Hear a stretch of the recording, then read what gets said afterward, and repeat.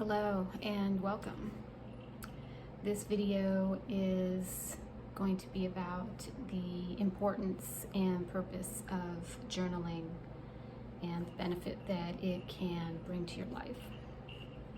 My name is Christiana and I am making this video for you in hopes of helping you find an outlet of some sort through writing when you need it. So I will be referencing notes that I have on my laptop in front of me, and hopefully we won't hear too many jingle bells in the background because I have 4 cats and 3 of the 4 cats are wearing their collars with large bells on them, so we may hear them cleaning themselves or running around. And I also have my dehydrator running in the background, so hopefully this will be peaceful. And I have to put these on, otherwise I can't read. Okay, and it's a rather dark day here in Tennessee. It's overcast and it's raining, which is a little depressing. And so I have my ring light on in front of me, and I'm sure you can see the ring light reflection in my glasses, so let's try not to pay attention to that. So, all right, so the importance and purpose of journaling. So for me, it's like an opinionless friend that if I don't have a person available to talk to, whether it's in person, over the phone, a Zoom call, I have always turned to writing. Writing has always been one of my best methods for communication. It's the one way that I can communicate where I am seldom ever misunderstood. So in referencing my notes here, like I said, it can act like a friend who doesn't respond to you, but you're able to sort of empty your heart and empty your mind of your thoughts. And it can be any kind of thoughts that you may be having at the time. You could be depressed, angry, sad, feeling alone.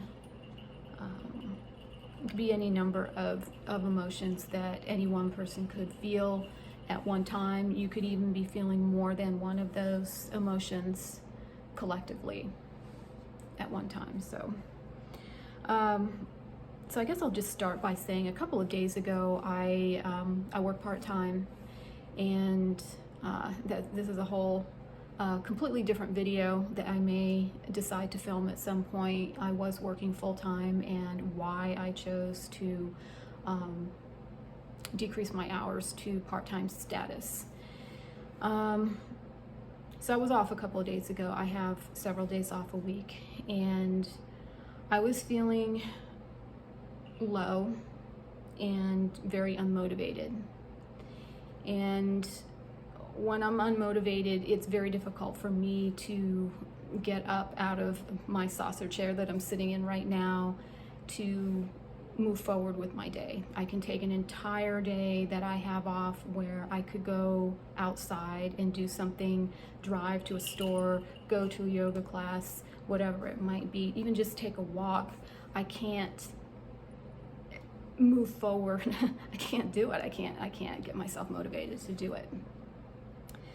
So when this happens, I tend to feel very trapped and slowed down and fatigued. I'll sit in the chair and I'll start nodding off, and I've got the TV on, the idiot box, and I'm just sitting there in a comatose state watching something.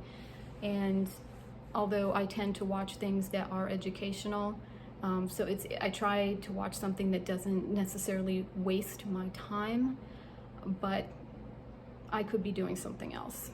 I could be doing this, filming a video for you.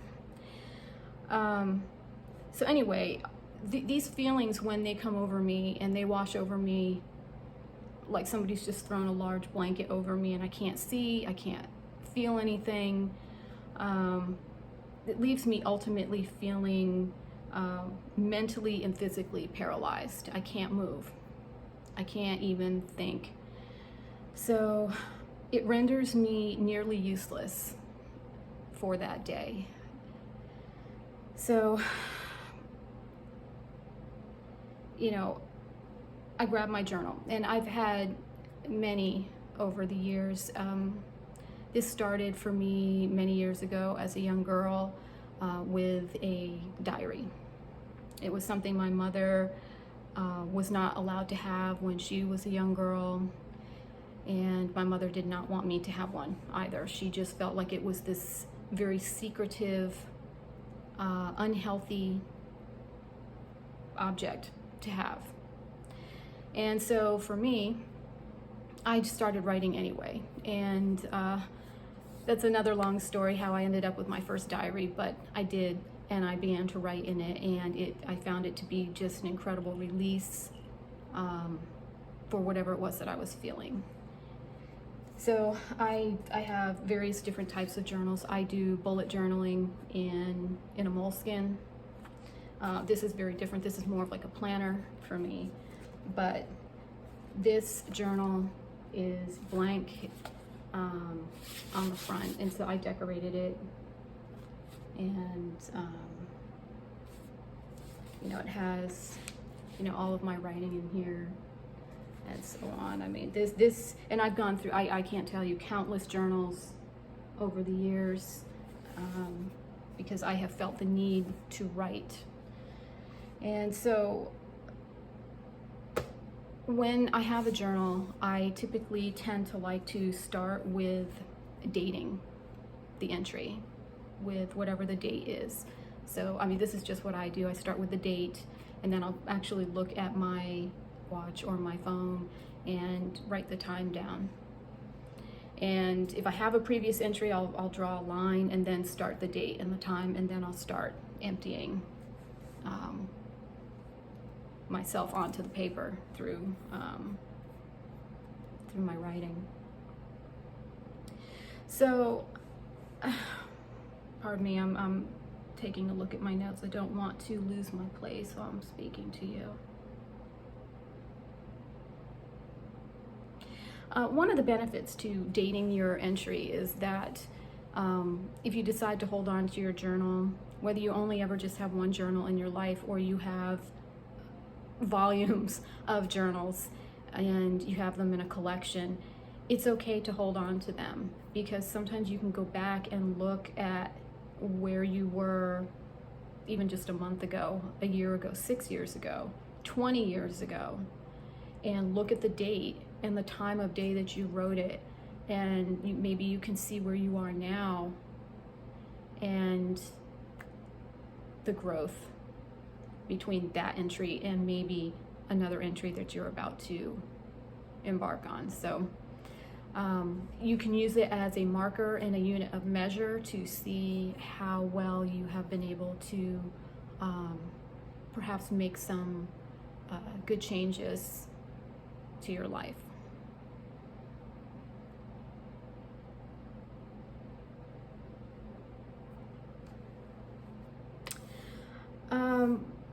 So like I said, I had a diary, and I used that for a number of years.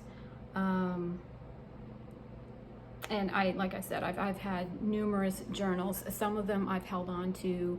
I used to keep journals for every relationship that I ever had with a man. And it was always interesting to see how the journal started out and how it progressed towards the pages coming towards the end of the journal, and how frustrating I had become inside of that relationship with that person. And some of those I tore them up, burned them, destroyed them. I do have one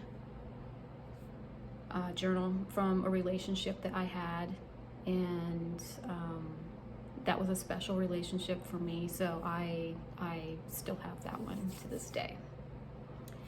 And so I guess trying to move this story along a little bit more. I currently live in Tennessee. I haven't quite been here for a year. We moved here from Florida September of last year, so that would have been 2022, and so it is August of 2023 now, so not quite a year. And I may film a video about that too. That's part of the reason why I do quite a bit of journaling, is because of this move that we've made. So when I was in Florida, I had a situation occur, and I was matched with a counselor, and she was also a licensed clinical social worker.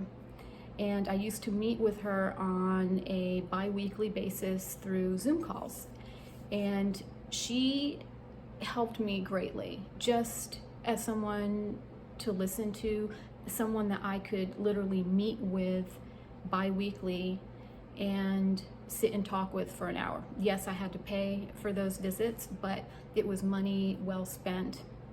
And she helped me greatly by listening and offering suggestions and things like that for me. Life coaching to a degree. And unfortunately, when I moved to Tennessee, she was unable to continue the meetings with me because she is only licensed in the state of Florida to counsel.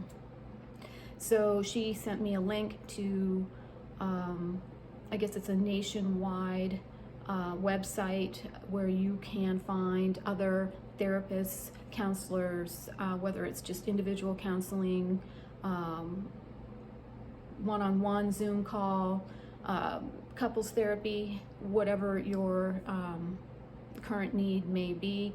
This website was made available to me. Well, I got on it right away because I wanted to continue to have this person, whoever it might be, to talk to. And unfortunately, the website was very comprehensive, hundreds and hundreds of counselors to choose from that I could see. Each one of them had a photograph of themselves, their education, their scope of practice, background, so on and so forth. And so I chose several of them, and you could email or call them. I did a combination of both, emailing and calling them. And unfortunately, each one of them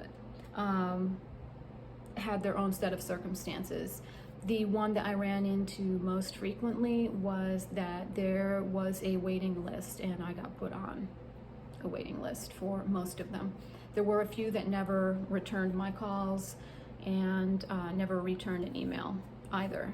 So it just goes to show that right now, in the current environmental state that we are all currently living in, the climate is one that is necessitating balance and harmony in people's lives. The work-life balance is, I believe it exists for some people. It is not existing for me, and I don't believe that it is for a number of other people either. So I got put on waiting lists, and I just never heard from anyone, and I turned to this. So I continue to write as frequently as I can. I have another smaller journal over to my left, and I use that occasionally as well. But it's just made the experience of being here and not having her to talk to difficult, because I have had to look inside myself to find answers to questions that I have, and I have to write a lot of things out in great detail. The pros and cons list that many people are told to make, it really does help. It's a good tool to use if you are looking to try to weigh options with different things, whatever they might be for your life.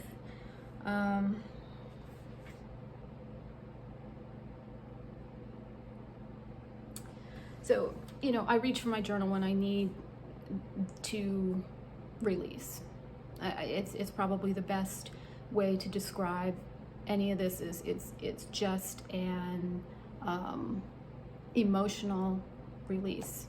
So empty your head, empty your soul and your heart onto the paper and be done with it. You can rip it up, you can keep it.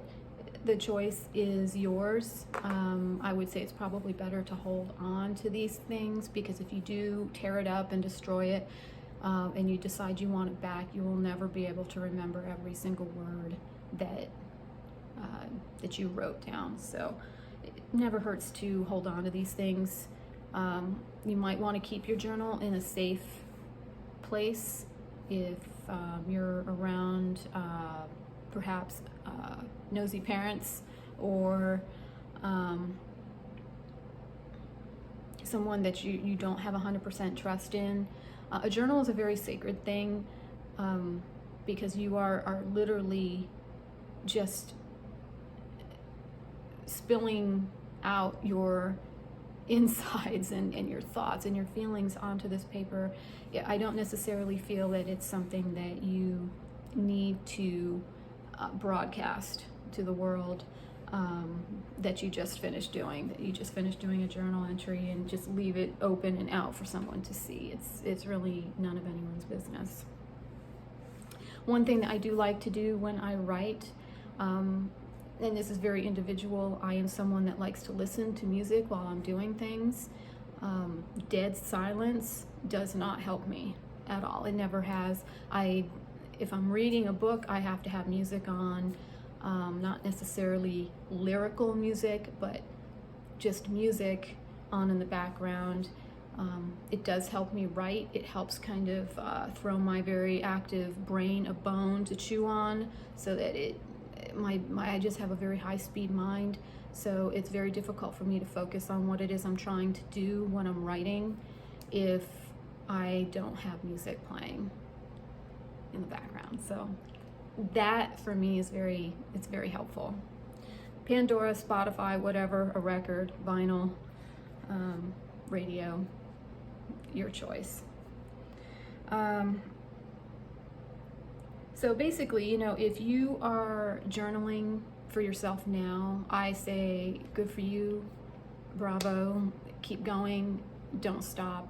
And just because you've worked through a situation doesn't mean that you never have to write about anything that's going on in your life again. You can always write, no matter where you are in your life, what age, your location, what you're doing. There's always time to write, and there are journals and paper everywhere. I mean, you can write on a paper napkin, a paper towel if you don't have paper, printer paper, loose leaf, lined journals, unlined journals. It doesn't really matter. If you feel like you need to write, for heaven's sakes, grab the back of a receipt. Just get it out. Even on your phone, notes, notepad, or whatever it is on our iPhones. I don't have an Android, so I don't know how Android is set up, but it's just a great tool to try to help you relax and get through this day that you are in. I believe that journaling has truly saved me on a number of occasions, and I can only help by telling you my story, and I hope that it will help you.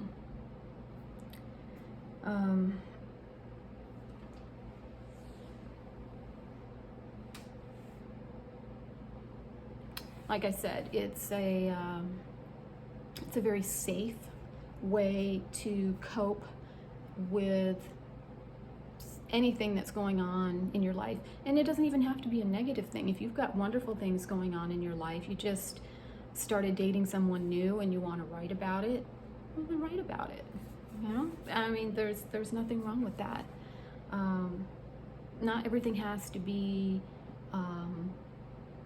depressing or down or dark.